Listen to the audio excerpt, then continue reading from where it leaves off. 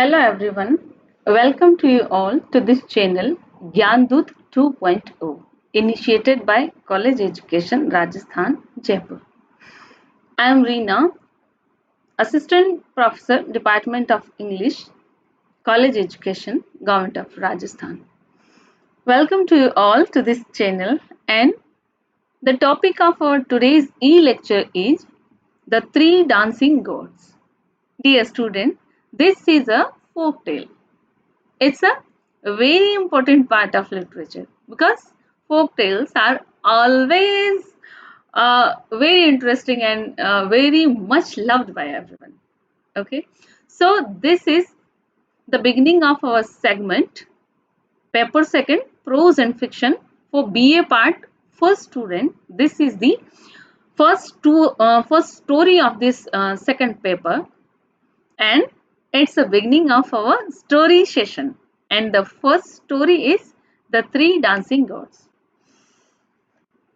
And this story is divided into the two parts. Here, this lecture contains the part first of this story, and later on, we will discuss the further part of this story in part second. So, please be with me in two videos as part first and part second. So this is the part first. The topic is A Folk Tale, Three Dancing Goats. This is the title of our today's story. So dear students, when a name Indian folk tales come in front of us, when जब भी लोक कथाओं का हमारे सामने जिक्र आता है तो एक तरीके से बहुत एक्साइटमेंट हमारे अंदर आ जाता है. So before we begin this story, The Three Dancing Goat, we need to know something about the story. What is folk tale? What is the motif and design of the folk tale? What is the narrative strategies of the folk tales? मतलब हमें इस folk tale को समझने से पहले जो है एक तरीके से हमें ये समझ लेना चाहिए कि एक फोक स्टोरी होती क्या है, उस फोक स्टोरी में क्या क्या चीजें देखने को मिलती है, क्योंकि लोक कथाएं जो हैं वो सदियों से चली आ रही हैं. जैसा हम पढ़ते हैं पंचतंत्र में, ईसप फैबल में पढ़ते हैं, हमने हितोपदेश की पढ़ी है, बचपन में हमने बहुत सारी लोक कथाएं पढ़ी हैं. और ऐसी ही एक टिपिकल इंडियन स्टोरी आज का हमारा इस लेक्चर का टॉपिक है, द थ्री डांसिंग गोट. क्योंकि जो फोक लिटरेचर हमारा है, the people across the world have always told and stories which have always been a popular form of entertainment since times immemorial. सदियों से ये चला आ रहा है और ओरली जो है वो जनरेशन टू द जनरेशन ये ट्रेडिशन जो है फोक लिटरेचर का वो चला आ रहा है, फोक स्टोरीज का चला आ रहा है. हमने भी हमारे बचपन में कई सारी फोक स्टोरीज सुनी होंगी और जो है उनको हमने महसूस भी किया है.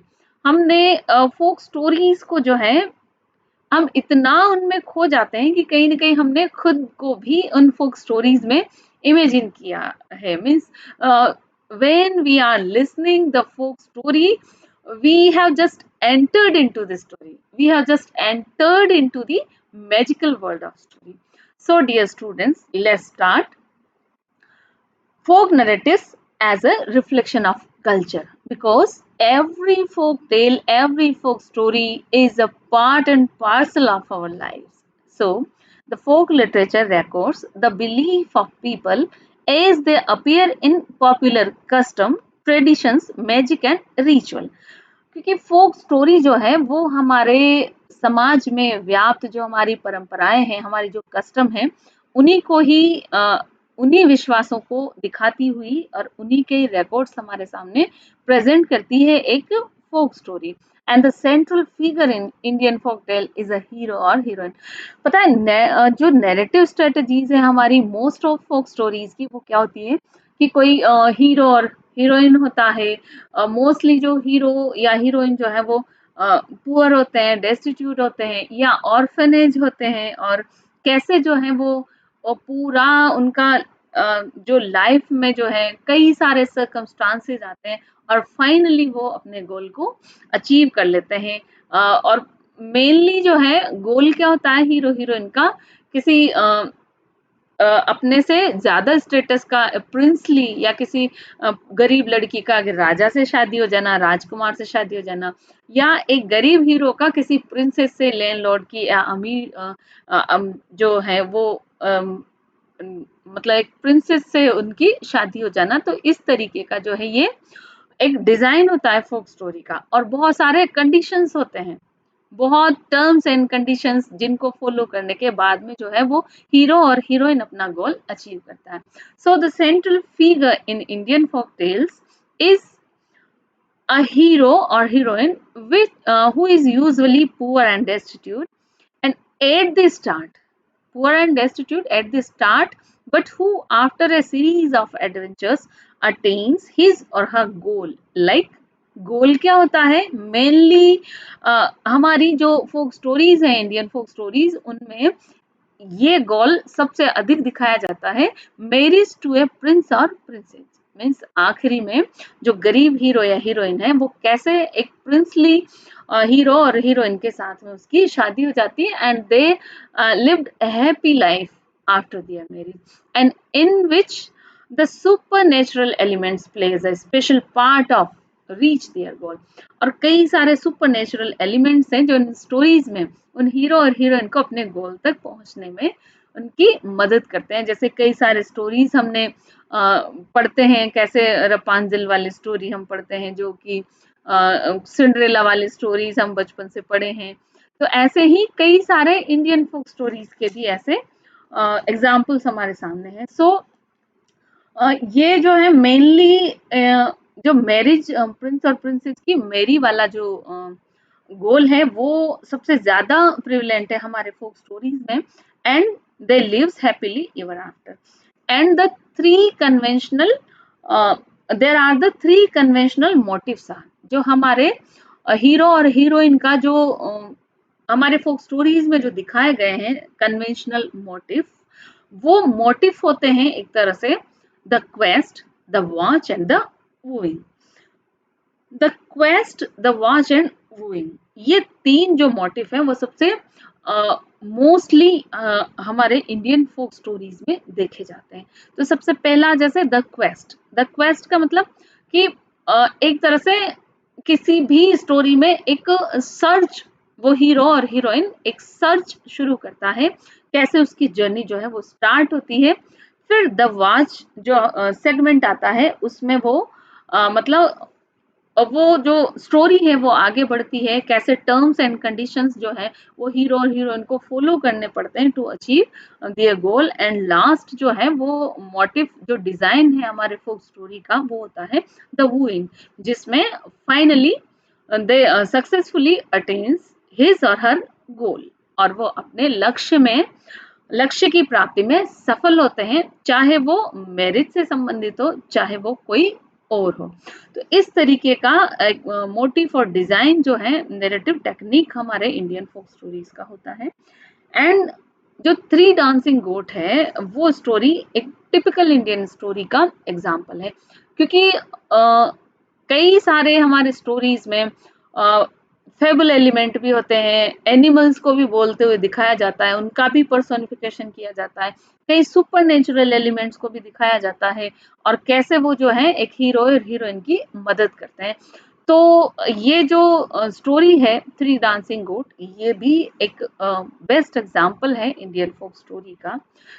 सो आई होप यहाँ आपको समझ आया होगा कि फोक नैरेटिव क्या है और फोक नैरेटिव को क्यों कहा जाता है as a reflection of culture.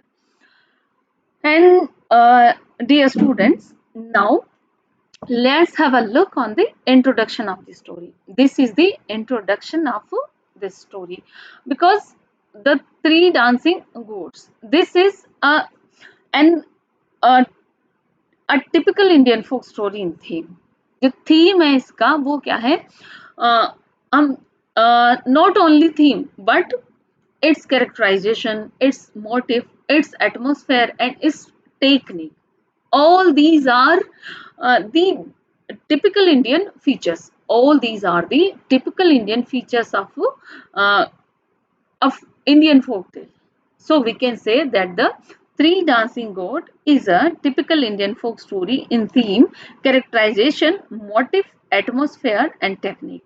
And though it lacks two important ingredients of folktale, folktale के दो important ingredients और हैं जैसे कि टॉकिंग एनिमल और विचक्राफ्ट. विचक्राफ्ट मीन्स कोई भी सुपर नेचुरल एलिमेंट या टॉकिंग एनिमल वाला जो फीचर है वो इस स्टोरी में देखने को नहीं मिलता है.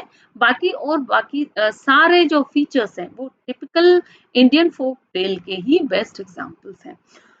And the poor and hard-working youth succeed in marrying the beautiful and rich girl, owing partly to the magic of flute and stroke of luck, but mainly on account of his goodness.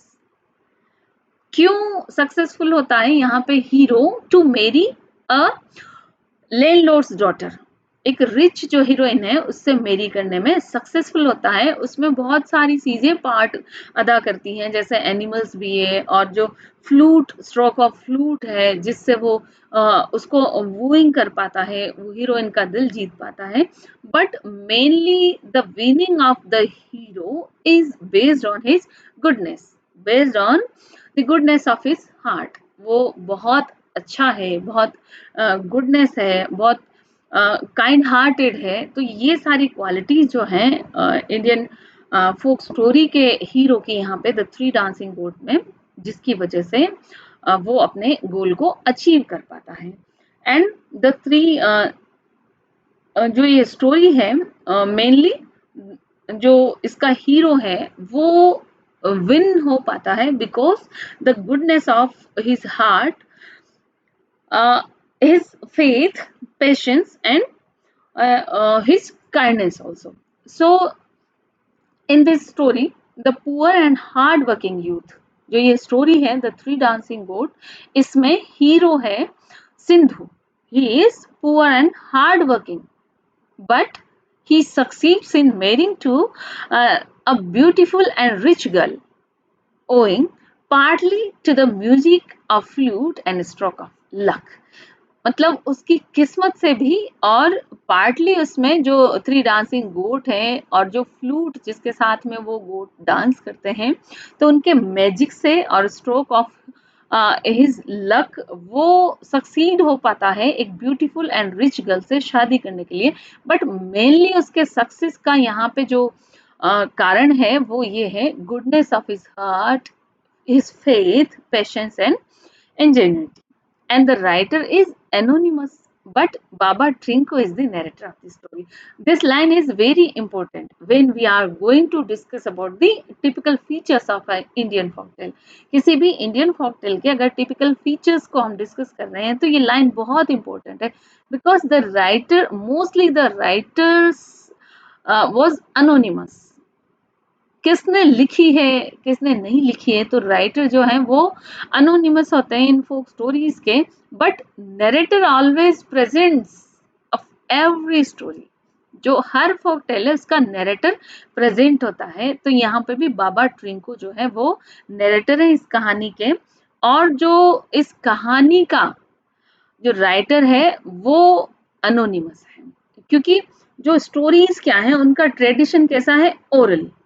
Oral cultures and tradition are known to have existed before writing was invented. क्योंकि जो oral culture है हमारे folk stories का वो writing जो invent नहीं हुई थी उससे भी पहले से चला आ रहा है. हम देखते हैं कि कैसे हमारे जो ग्रेट एपिक्स हैं, हमारे जो हम इंडियन माइथोलॉजी में ही ले लें कि हमारे ग्रेट एपिक रामायण महाभारत, ये सब क्या थे कि ऑरली ट्रांसमिट हो रहे थे जनरेशन टू दी जनरेशन. और हर बार जैसे इनका ट्रांसमिशन होता है एक जनरेशन से दूसरी जनरेशन में तो थोड़ा सा फ्लेवर में भी बदलाव आता है, थोड़ा चेंजेस जो है वो हर स्टोरी में टाइम टू टाइम हमें देखने को मिलता रहता है. बट एवरी टाइम जो है वो स्टोरी की क्वालिटी में, स्टोरी में एनहांसमेंट ही होता है. सो ये स्टोरी जो है वो बहुत ही इंटरेस्टिंग है. और हम जानते हैं कि जो फोक टेल के बहुत सारे डिफरेंट काइंड्स होते हैं. There are different kinds of folk tales such as fairy tales, fables, trickster tales. बहुत होते हैं. जैसे पंचतंत्र में हमने देखा कि कैसे फेबल एलिमेंट, फेबल्स, जानवरों की कहानियों के माध्यम से जो है वो विष्णु शर्मा एक मैसेज दे रहे हैं सोसाइटी को कि किस तरीके से जो एनिमल, जो फेबल एलिमेंट है उनको यूज करके एक मैसेज, एक मोरल सोसाइटी को दिया जाता रहा है. So these are the folk narrative, folk tales. And totally we can say that it is remarkable that folk tales and oral traditions are the foundation of every literature. तो हम कह सकते हैं कि जो फोक टेल है, फोक stories जो है, हमारा फोक लिटरेचर है, this is the foundation of every literature in all of the world, not only in India but all over the world. This folk literature is the foundation of every literature, and India has a rich culture of folk tales as it is a creative and imaginative nation having wit and humor. क्योंकि India जो है अपने आप में ही अपने विट और humour के लिए जाना जाता है. सो ये जो आज का हमारा टॉपिक है, द थ्री डांसिंग गोट, ये बहुत ही इंटरेस्टिंग स्टोरी है. Really it's a very interesting story. यहाँ पे शॉर्ट में सबसे पहले तो मैं आपको इम्पोर्टेंट फैक्ट्स बता दूं अबाउट द स्टोरी, बिकॉज इस स्टोरी में से बहुत सारे क्वेश्चंस पुट अप किए जाते हैं. ये जो स्टोरी है वो लॉन्ग स्टोरी है थोड़ी. Six, it is divided into the 6 units, and mostly we are asked many questions in this story. As in short, we can also ask that who is the name of who is the storyteller of this story. So storyteller is Baba Trinko, and we are also asked like this, who is the hero of this story. Then we can write that Sindhu is the hero of this story. और सिंधु कौन है? He has 2 cows replaced with 3 goats. Sindhu बहुत poor है और अपनी window माँ के साथ एक हट में रहता है और उनकी 2 काव है और वो अपनी गायों से बहुत प्यार करते हैं, दोनों माँ बेटे. लेकिन फिर भी वो अपनी गाय को बेचने का डिसाइड करता है, क्योंकि they are very kind hearted, क्योंकि उनके यहाँ पे ड्रॉट है और फोर्डर नहीं है प्रॉपर उन काउस को खिलाने के लिए. So they have decided that we had to sell this cows. तो वो उन गाय को बेचने का डिसीजन ले लेते हैं. एंड कैसे सिंधु जो है वो उन काउस के बदले 3 डांसिंग गोट लेके आता है. रास्ते में ही एक लेडी मिलती है उससे replacement. And the story teller of this story is Baba Trinko. Story यहीं से ही शुरू होती है. बाबा ट्रिंको जो है ही usually narrated the stories to the children. गांव, एक कोई गांव होगा, टिपिकल इंडियन विलेज में बी, एंड बाबा ट्रिंको जो है वहाँ पे स्टोरी टेलिंग सेशन होता है और बाबा ट्रिंको रोज बच्चों को तरह तरह की कहानियां सुनाते हैं. एंड उस दिन वो कहते हैं कि जो सेशन है आज का वो है 3 डांसिंग गोट्स का. So writer is anonymous but the story teller is Baba Trinko है.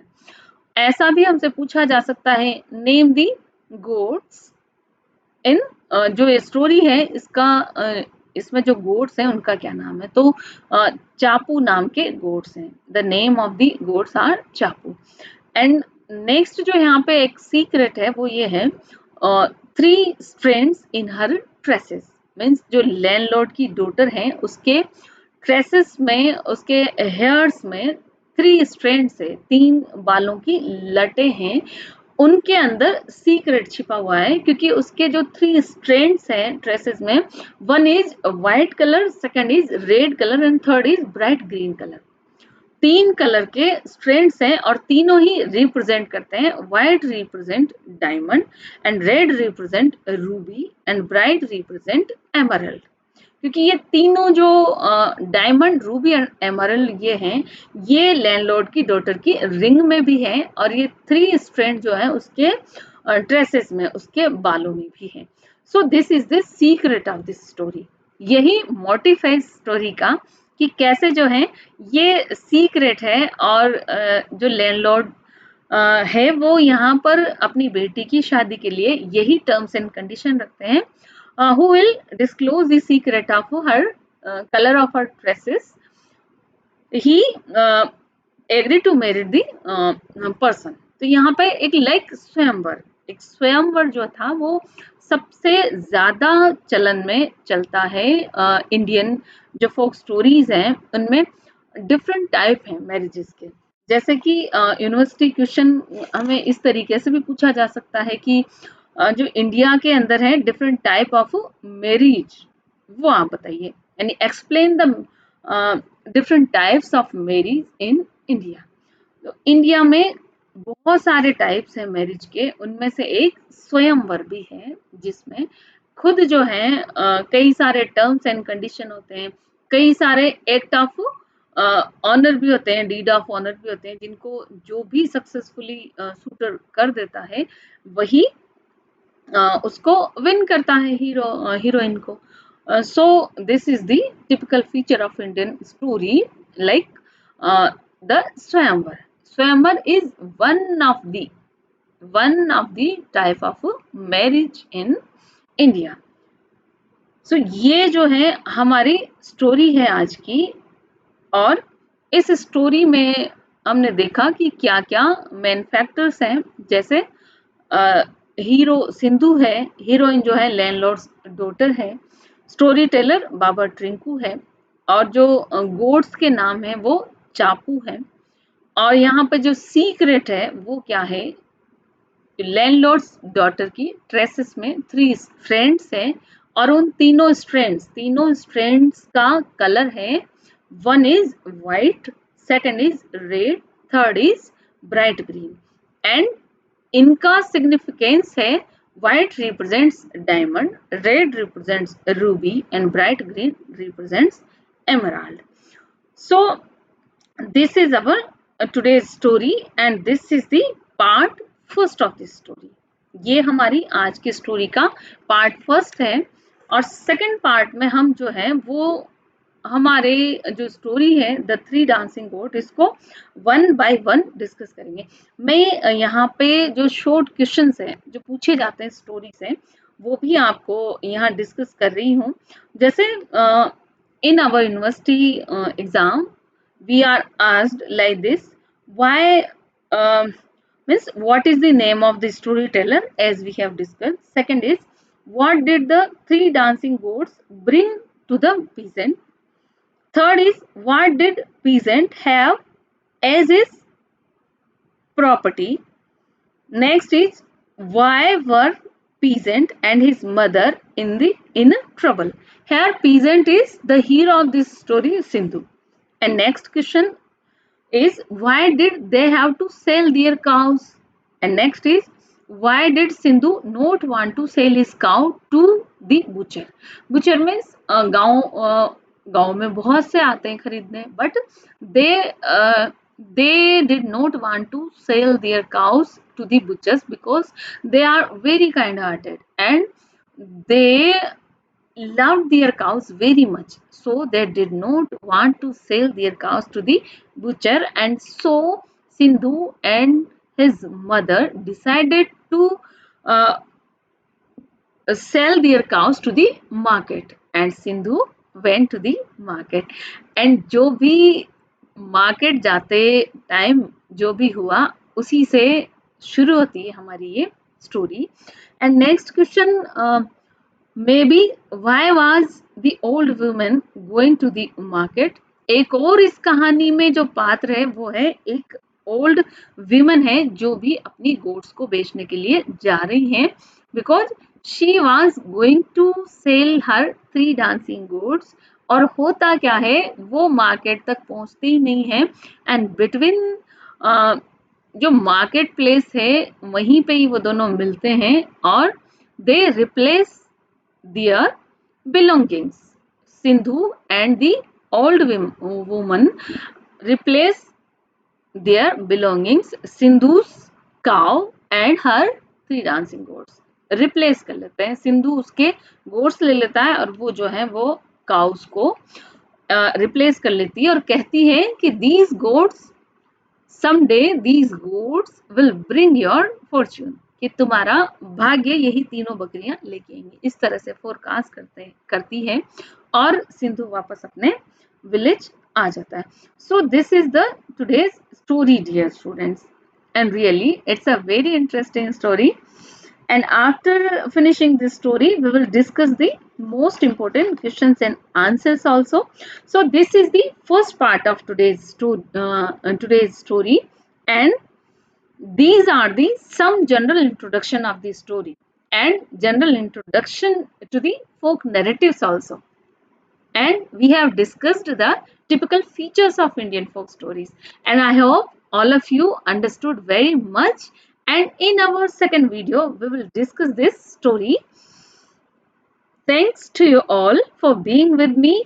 And please be with me in the second video, because we are going to discuss this story in our second video. And really, it's a very wonderful story, dear students. Thanks to you all.